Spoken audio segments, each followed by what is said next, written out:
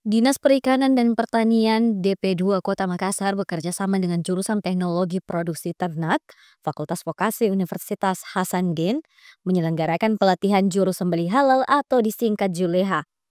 Pelatihan tersebut diselenggarakan selama 3 hari pada 21 hingga 23 Oktober 2025. Pembukaan kegiatan berlangsung di Gedung Pertemuan Ilmiah Kampus Unhas Tamalan Rea, Selasa 21 Oktober 2025.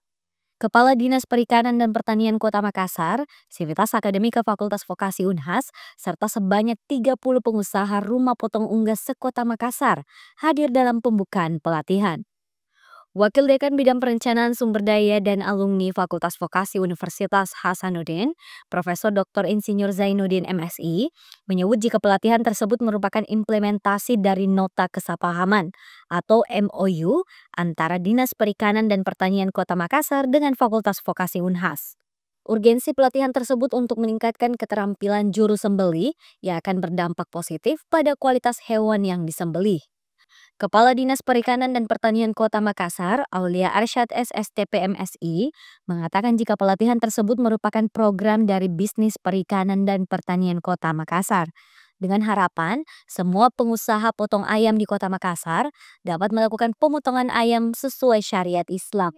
Jadi ini salah satu program dari Dinas Perikanan dan Pertanian Kota Makassar untuk memberikan pelatihan juru sembelih halal untuk para pengusaha potong ayam di Kota Makassar.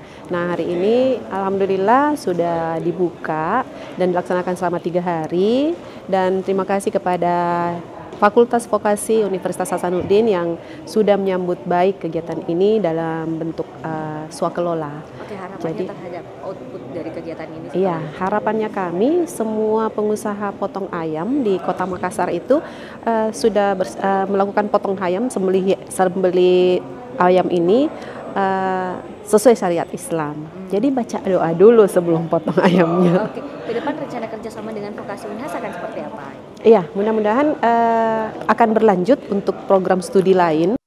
Aulia Arsyad menambahkan, Dinas Perikanan dan Pertanian Kota Makassar menyasar kerjasama dengan seluruh program studi yang ada di Fakultas Vokasi Unhas. Diakuinya, dukungan dari akademisi dan mahasiswa Unhas dapat membuat program yang dijalankan berjalan lebih baik dan memberikan manfaat lebih luas bagi masyarakat. Zara Sabita Suceng, Unhas TV.